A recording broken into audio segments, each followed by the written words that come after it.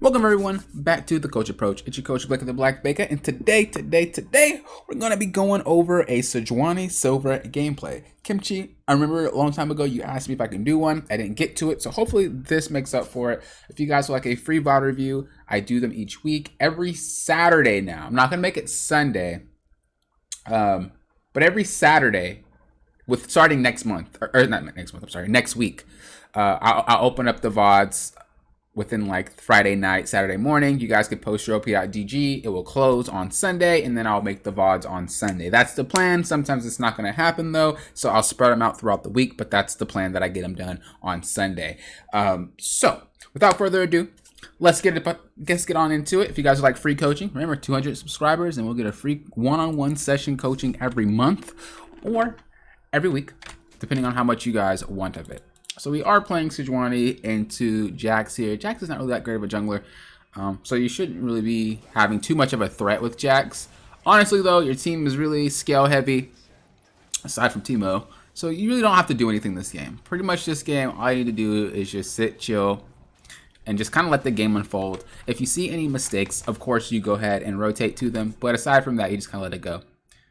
So this right here is one of those moments where you just gotta let it go and just take his red. You don't need to go contest that. I'm shocked he's doing this, but at the same time, you don't need to contest it, because if he rotates and he rotates, it's gonna be a really hard fight for you guys to win. But let's just kind of see what happens.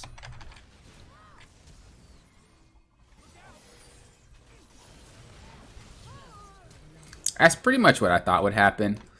It shouldn't have been played out like that. You both should have just died for free, and Gangplank should have went as well. But just Gangplank's not playing his lane properly, and then of course the mid lane just kind of ended there. We don't really want to do things that are probably going to make us, I don't want to say lose the game, but just lose early game. There's no reason to do that. And I know this, I think this is flex. I could be wrong. Actually, I have it up. Let me check. It's solo queue. Okay, so I don't know if any of those guys are good duos, but if they're not, relying on them like that is not going to make you climb. Guarantee.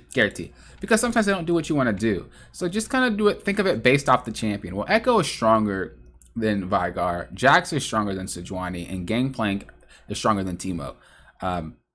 That trial by fire, that burn damage is a lot. So with that in mind, we don't really win any fights. So just letting that happen and going to be over here rather than trying to have that and have him almost lose his lane is definitely the better part of it.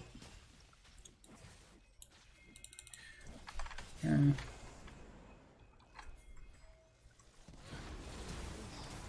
So pretty much the census of, if you have a weak top or a weak mid or a weak, if you have weak laners in general and you don't win the 2v2 or the 3v3, do not go for them.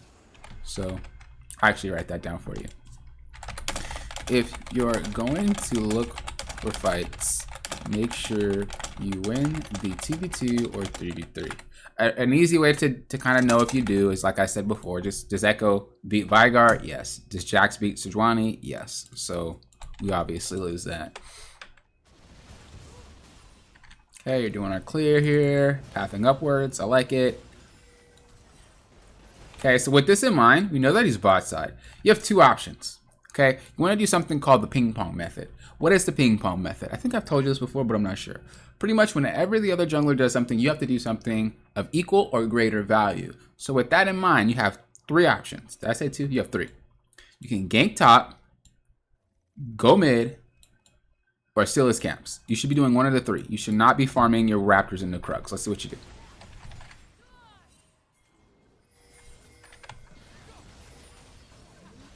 Nice. Little late. Honestly, you're so late that Jax could have just counter ganked, and as you see, it almost happened. If they weren't going for the dragon and they just ran up here, you would have been counter ganked. So you have to kind of drop everything you're doing and look for that instance. So whenever the jungler does something, try to do something of greater or equal value. You have to do it ASAP. You have to make sure that, okay, I drop everything and I do it. Obviously, if you really have nothing to do, you just take that loss, but you want to basically have it as, like I said, a ping pong. Okay, he does something, you do something. He does something, you do something. He does something, you do something. He doesn't do anything, you do something. That point goes to you. And the more points you score, the higher you are going to be in terms of experience level, gold, and just overall lead in general.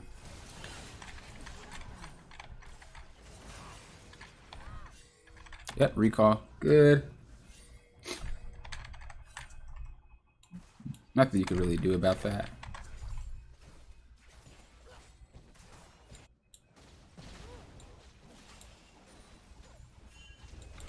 I like that you did that. I was thinking in my head, like, I like this, but let me see how this works out. Let me see why you warded.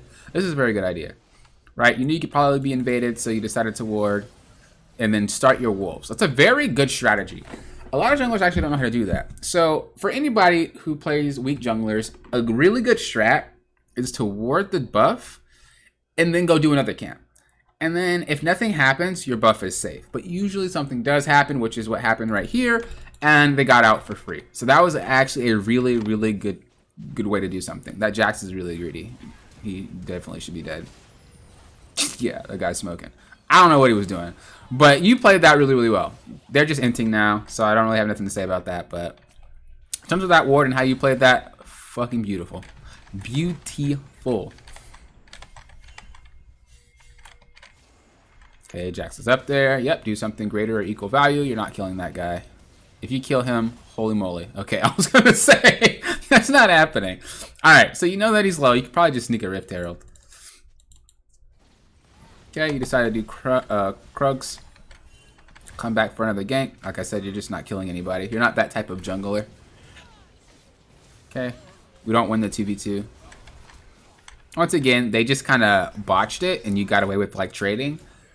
But once you get to the higher elos, like, there's not going to be a lot of that. You're just going to, like, straight out lose the lane for everybody. So be really cautious about, like, do we win those 2v2s or those 2v3s? Even players in Diamond that I've coached, like, don't think about that. So don't feel too bad. That hook actually hit. Hold on. Right. What is your coding, fam? What if I go over here? Maybe that's a straight line. No. Okay, so the fact that it whips out is deceptive as shit, honestly. I guess that was in the hitbox, but it just looks so out of the hitbox.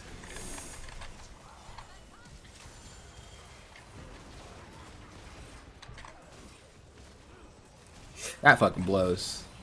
There's a couple of things I want to mention. Not really going to write much, but there is something I do want to write. The first thing that I want to mention is that always look to peel when you're going for a gank and it turns, rather than just trying to go for the kill. You're playing Sejuani, not Evelynn. So you really need to learn your boundaries of, like, okay, I don't actually go straight for the kill.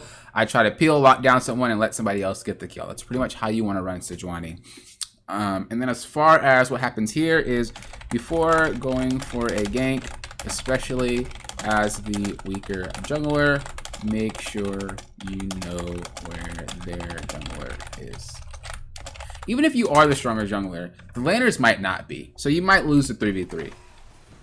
So let's say none of that, like, Jhin didn't get destroyed, and let's say you just happen to hop in and Jax is right there behind you. Everybody was full HP. You still lose. So this is why it's important to kind of know. Like, I know Gangplank came, but it really doesn't really matter. You aren't winning that anyway. So I know that it's not something a lot of people think about, but really focusing on that. Do I win the 2v2? Do I win the 3v3? Especially when I play things like Nunu, or I don't know why I'm drawing a blank. I used to play a lot of Sejuani, but I only play every now and then. Ivern's one of them that I'll play a lot of. Like, when you play those champions, like, you don't really get to have the agency that another champion would that actually does damage. So you can't theoretically play the same.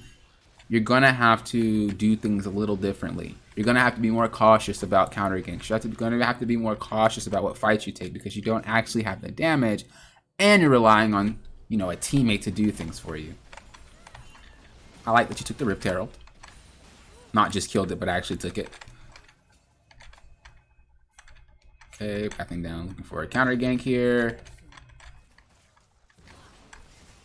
Once again, kind of doing the same thing, where we just go hop on and try to kill the person. That's not your job. Your job is to lock down and let them kill them.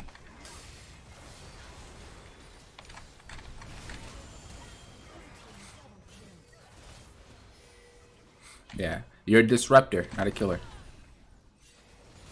Like the thing is, Sejuani is kind of like Zach, right? Even if you do poor, you kind of do well later. And I'm not gonna say I'm not saying that you're a poor player. I'm not saying you suck or anything, but I am saying those type of champions, because their pick potential is so high in lower elo, you tend to do a lot better than the champion would in higher elo. And so you really want to rectify this type of behavior before you get to higher elo, because you're probably going to get there and then realize like, holy moly, nothing I'm doing is working and I just keep losing. And that's because you're not really dealing with the problem right now. And that's why I like lower elo, because being in lower elo means you can practice, you can kind of do bad and still win the game.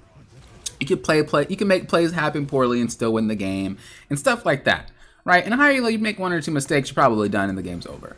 So it's very important to not rush yourself to higher elo. And I'm not talking just to you, I'm talking to everybody. It's very important not to rush yourself to higher elo, and definitely take that time to just get better overall. I know the season's coming to close, so I know you guys are trying to get that gold, don't get me wrong. But when we're pushing past gold and stuff like that, we want to make sure that we are learning a lot on the way, rather than just kind of like, I just want this rank. So, because you'll just know that you have a lot of, you'll notice you have a lot of bad habits. And then when you get to the rank where those habits get punished extremely hard, you just like stagnate. Same scenario. We're just kind of going for the kill, rather than, you know, a little bit more team friendly. And what happens when we die like that is we're kind of just like praying our team does well. Like, we're praying that our team actually cleans up that fight for us. And when you play like that and your team, you know, let's say all 4 of them are just terrible, and then you do that same play, well, then what happens? They don't clean it up and we're just at a really bad deficit. I'm going to act like I didn't see that W. I'm going to act like I didn't see that W. Okay, this is better. This is better. You're not going for the kills. You're just locking down. This is way better of a fight here, whether you did it on purpose or not. You're playing around the team. That's what you want to do. I know it might feel like, oh, they're so low, I can get the kill, blah, blah, blah. But at the end of the day, you're just a tank. You don't do nothing, but you just sit in the front and just make sure that nobody gets to that back line, whether you're ganking or not. And I think that's probably where your struggle lies the most, is just kind of ganking.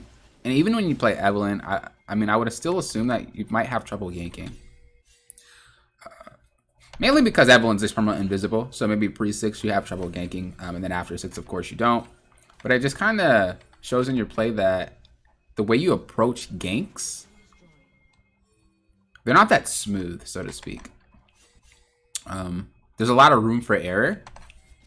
Even if it's successful, there's still a lot of room for error. Like, I'm pretty sure you notice it when you do go for ganks. I don't agree with that. I just would have like jumped on him right then and there. Like, would have just straight peeled. Right here, you have your Q. As soon as you see Jax like get ready to jump, like as soon as you see that the spin of his E, he's gonna look for a jump. So just fucking dive in there and stop a mid jump. Even right now, you can still CC lock him down so Jhin lives and can click the lantern, but you didn't really do anything there. You just kind of let him die.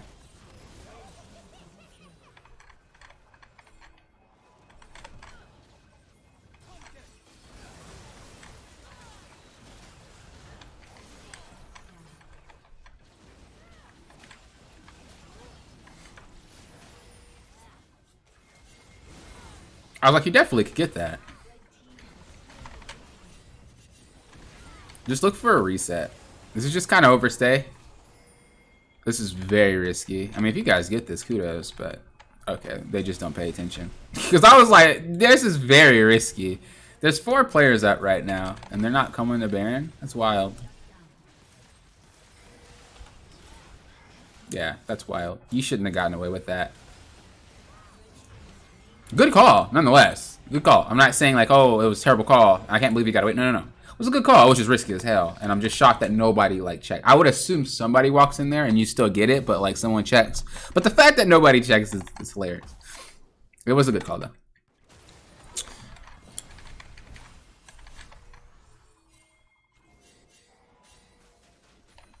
Okay.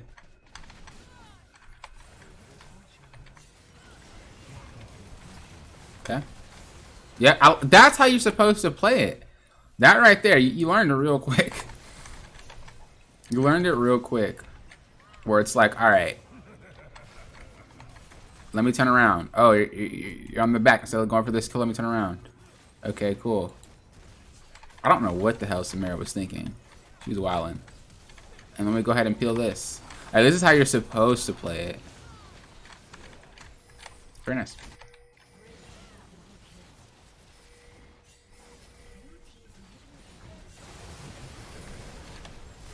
Alright, just a little overstay.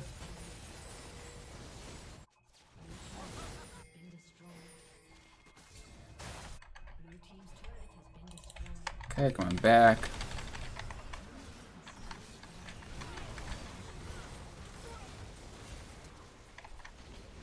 Okay, a lot of this is them just running into you now. Like, sometimes, I know it might seem like asshole-ish, to say stuff like that, like, oh, they're just running into you. But, like, it's hard to be hypothetical because you're not seeing it. Like, it's hard to learn if you don't see it, you know? So, like, I have to put the hypothetical thing in there where it's like, yeah, this shit wouldn't have worked, it wouldn't have happened. And,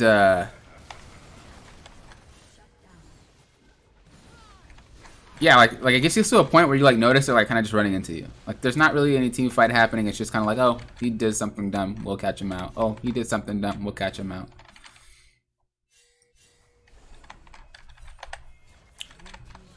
To be fair though, solo queue mid to late game is a joke anyway. Like no matter what server it is, solo queue mid to late game, no matter what elo it is, it like gets to that point. I guess in maybe in like Grandmaster and higher. Master's a little bit of a crap show sometimes, and Diamond definitely is. But like team fighting later in solo queue is hilarious. Like no one ever does it properly, so I don't feel too bad about it.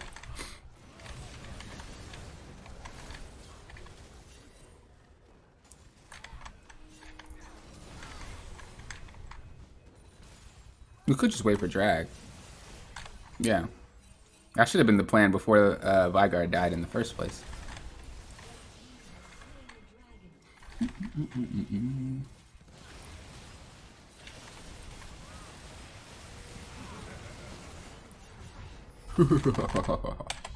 Okay, so I do notice something else too that we want to kind of just talk about here. It is the three things. So focus on these three things before going for a play or a fight. And I think I remember telling you this. I could be wrong though. No, I do remember telling you this. Positioning, ultimates, and resources. Right? So positioning, are we in a good spot? Are they like in fog anywhere? Like, can we take this fight? Ultimates, well, some champions need it. Teemo doesn't need it. You need yours. Vigard needs his. Jhin doesn't need his. And Thresh needs his. So you three need to have yours for sure. And then, of course, the last one, resources. Do we have HP? Do we have mana? Some of these fights that you're taking, they're not full on. Because your team can't really collapse on what you do, you're not really getting punished for doing it. But if they were like something like a Malphite or something like a like where they can follow up with you easily, a lot of the times when you queue and walk away, like they would follow up on that, and then it'd just be a really, really bad team fight. But if you notice, like a lot of this game, you would queue, walk away, and then nobody would follow up. But that's because the team isn't really that great at following up. But if you do that with like a team that can follow up, you're probably gonna make them die. So you really want to make sure that the fights that you're looking to quote unquote engage on are actually really decent fights. And not just, I want to fly in and do something. Uh-oh, you're doing it again. Or we're just chasing instead of appealing for that backline. Unlucky.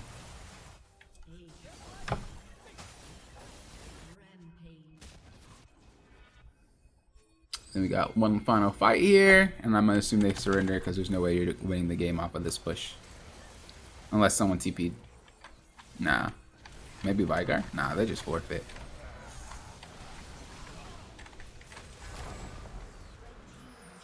Yeah, they definitely just forfeit.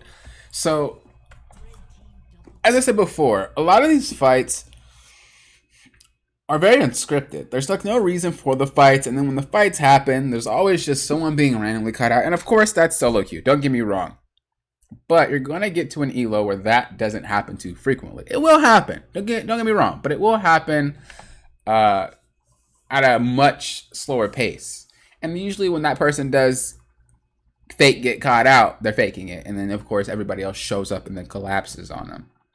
So I think the main thing that we should really be focusing on as far as homework goes is going to be number one, we can't fight even if you think we can, if the champions are just better no matter what. So just gotta let it happen. And then actually I lied, all this stuff is very good. Focus on all this. If there's one thing that I think that we should be focusing on, it's number 2. All right, I'll give you that. All right, homework number 2. The reason I say number 2 is because you got to make sure you're doing something because they do something. Vice versa, when you do something, they have to do something or else it's just bad. So focusing on that okay, well, I'm doing something equal or greater value, and then focusing on that 4, I'm taking fights because the positioning is right, the ultimates are right, and the resources are right. If we can get those 2 down packed, your games will be a lot smoother. The way that you're playing right now is kind of coin flippy. Like I'll do the same thing in one game and it will go really bad, and I'll do the same thing in another game and it'll actually do well. And we don't want that type of play style. We want consistency. We want, okay, no matter how the game goes, I'm streamlined playing well. So that's pretty much it. Thank you guys for watching. I appreciate it. If you guys would like a VOD review of your own, like I said, make sure you join my Discord and a channel will open up and you guys can post your op.gg's. As I always say, though, thank you guys for approaching this like a coach.